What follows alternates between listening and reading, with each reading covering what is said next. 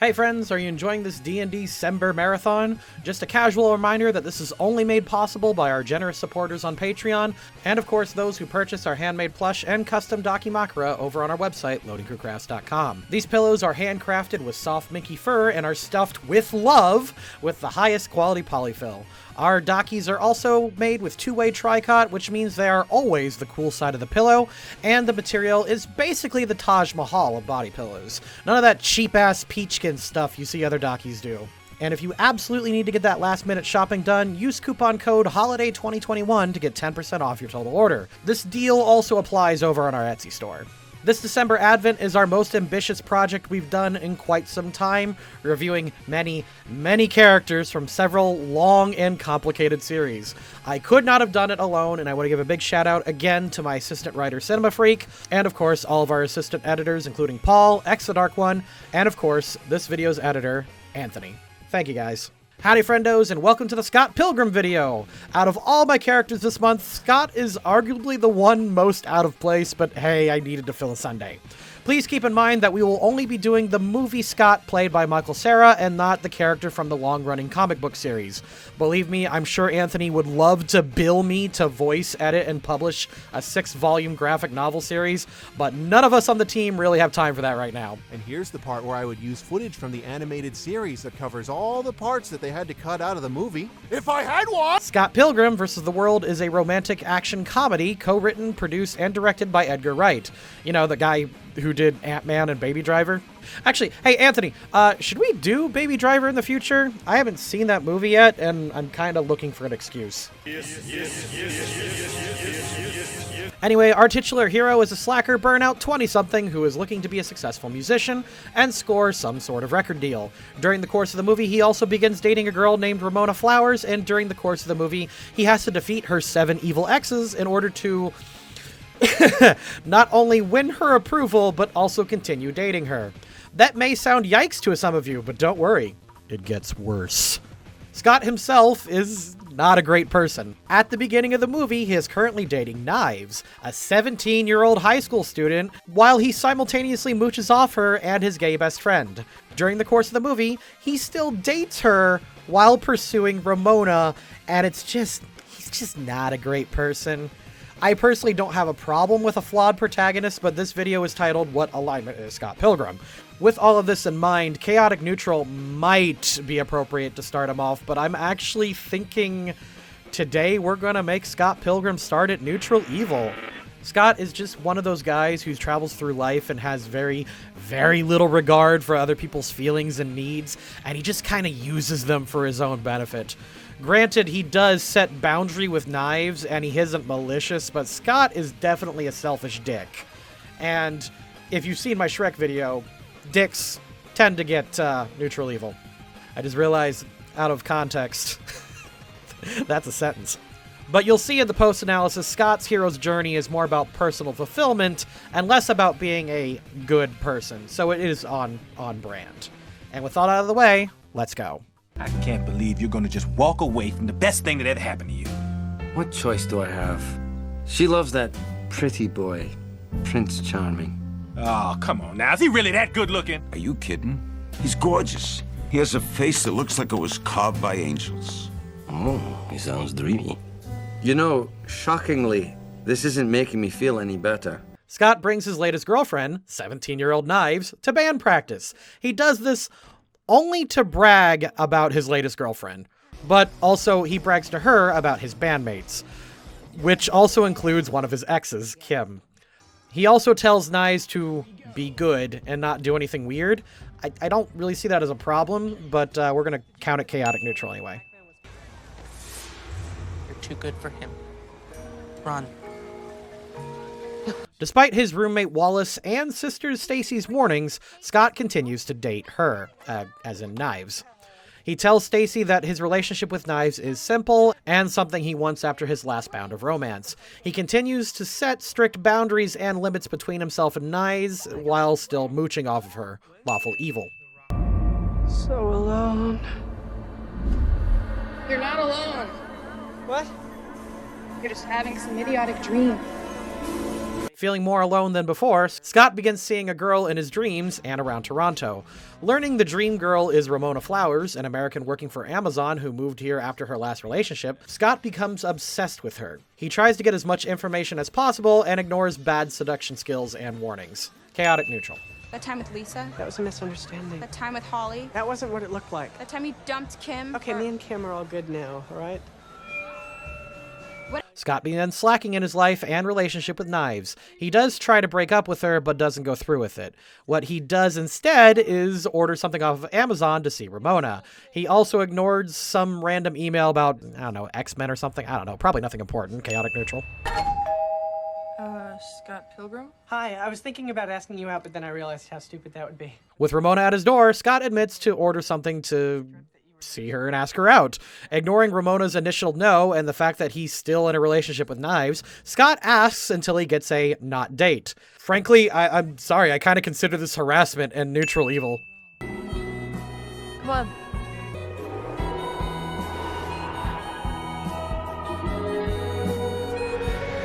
Scott does respect Ramona during the date around Toronto. He doesn't press her about her last relationship, and when she changes her mind about sex, he respects the no. Neutral. What did you have in mind? Oh, come to the first round of this Battle of the Bands thing. You have a band. Yeah, we're terrible. Please come. Inviting Ramona to a battle of the bands, Scott does his best to hide his new relationship with Ramona and his current relationship with Knives. He goes so far to motivate his bandmate Steven to play to distract her. Neutral evil. Not a race, guys! All right, this next song goes out to the guy who keeps yelling from the balcony. It's called We Hate You, Please Die. Sweet! Love this one. Interrupted by Matthew Patel, Scott defends himself from the first of the 7 evil X's. To be fair to Scott, he was unaware of the fight, so he was just defending himself. Defeating Matthew Patel and his Bollywood number from hell, Scott learns that he must battle Ramona's remaining evil X's in order to date her. As an archetypical himbo, Scott is giddy at the idea that the two are now dating and not bothered with the evil X's. Lawful Neutral? One of your famous ultimatums? It may live in infamy. You have to break up with Knives. If you don't, I'm going to tell Ramona about Knives. I swear to God, Scott. What? Achieving a new stage in his relationship, Scott is walking on cloud 9 until Wallace gives Scott one of his classic ultimatums. Break up with Knives or else Wallace will tell Ramona the truth. Despite the difficulty, Scott goes through with it, but doesn't tell Knives or Ramona any details. Since he followed this to the letter of the law and is just really shitty about it, I'm just going to give him a Lawful Evil. Scott is acutely aware that his last salon haircut took place exactly 431 days ago, 3 hours before his big breakup. He's been cutting his own hair ever since. One freak out about her hair later, Scott spends time with Ramona and slowly opens up about his last relationship, wanting to get out of the conversation. He brings Ramona to where Wallace is star chasing. Chaotic Neutral. Hey, I'm talking to you, Scott Pilgrim. He's famous and he talked to me. Can I have your autograph, please? Forced into another evil X battle with the set of a famous movie star, Lucas Lee, Scott is again on the defensive from the movie star and his stunt team. He is able to trick Lucas into wiping out from a grind, winning the second boss fight by a technicality. Lawful Neutral. Wow. If you want something bad, you have to fight for it. Step up your game, Scott. Break out the L word. Lesbian? The other L word. Lesbians? After a pep talk from Wallace and hindsight from Ramona's warnings, Scott learns his own evil ex is in town and is looking for him. Babbling about Ramona, Scott tries to get help and is attacked. He is able to talk his way out of the fight with a mysterious woman out for blood, so neutral. Punched me in the boob! Reconnecting with Ramona, Scott brushes away the apology for dragging him into this.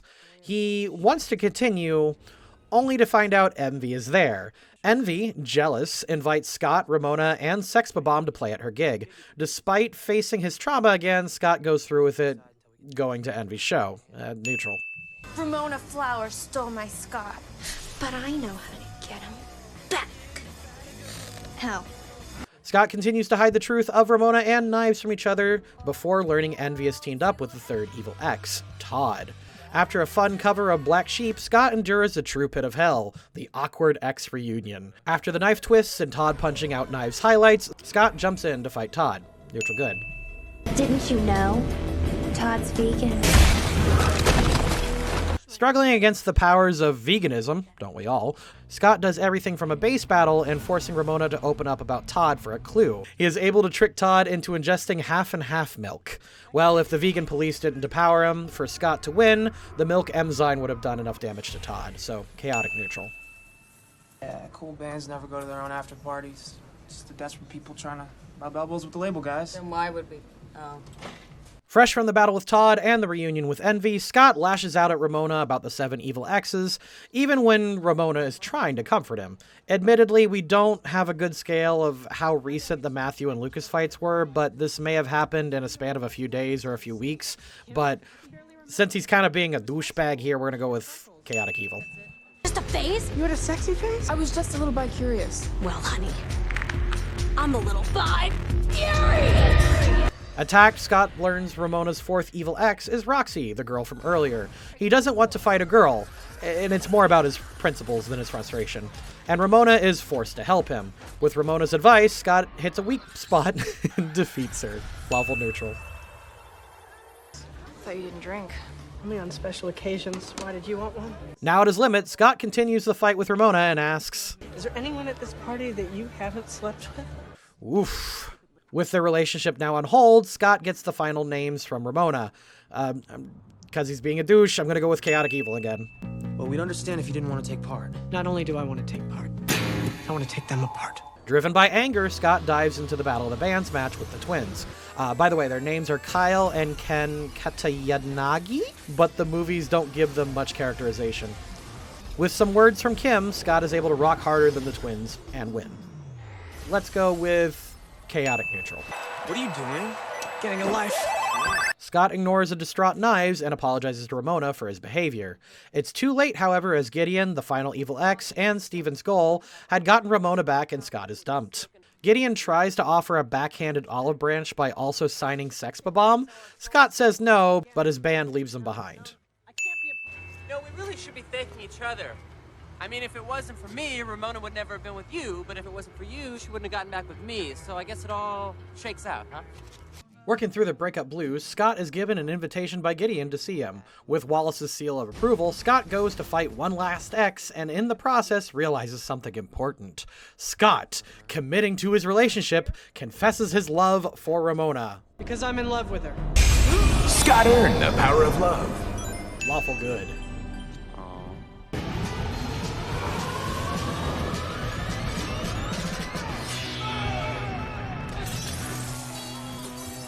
Despite the power of love, Scott is quickly overpowered by Gideon. Things are exasperated when Knives shows up and fights Ramona for stealing Scott. In the end, Scott finally confesses that he two-timed Knives and Ramona, leaving himself open to be killed by Gideon. Lawful Good. So why go back? It's this way of getting into my head. Well, that's legitimately disappointing. No, I mean, he literally has a way of getting into my head. That is evil. After learning Ramona has been controlled from the beginning, Scott uses the second chance at life to get into the club differently. Your hair looks stupid. With the power of self-respect and apologizing for his behavior up until that point, Scott teams up with Ramona and Knives to defeat Gideon. Lawful Good. You can defeat me, Scott. But can you defeat yourself? With the final boss defeated, Scott and the others learn of the true final boss, Nega Scott. Instead of fighting his inner demons, literally, Scott just talks with his evil counterpart, settling his disputes and making plans to hang later. Neutral Good? Oh, nothing. We just shot the shit. He's just a really nice guy. We're gonna get brunch next week. With all the evil exes defeated and with Knives moving on, Scott and Ramona try to give the relationship another shot. It won't be simple and it won't have easy answers, but they'll go into it together. Neutral. I think lots of people in the comments have already typed that Scott's chaotic neutral and not neutral evil, at least at the beginning of the movie. And I suspect many of them will probably compare him to the horny bard-like character, but honestly, he's way worse than that. The stereotype horny bard is a character that goes around and openly sleeps with everyone. He might be a heartbreaker, sure, but that's more other characters catching feelings for them, and they can't be pinned down. Scott isn't like that at all. This kid isn't poly or anything like that. The dude cheated on 2 girls and was an absolute dick to both of them about it. He was sneaking around and protecting his own feelings because he wasn't man enough to face an uncomfortable conversation.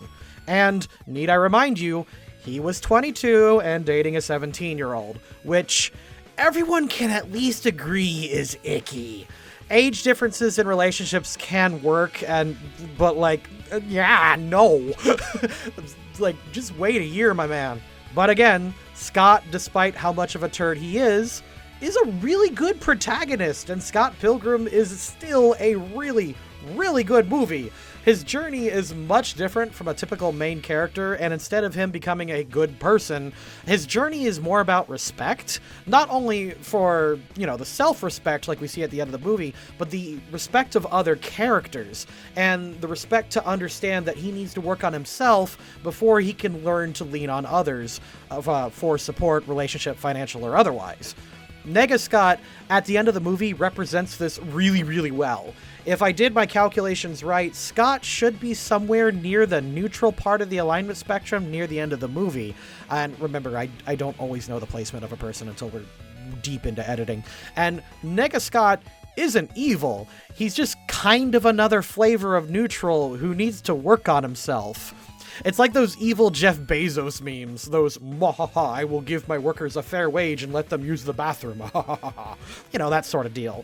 But what did you guys think? Do you agree with my assessment on Scott? Also, should I do Baby Driver? Yes! Remember to check out the holiday deals on our website, and I'll see you all next time.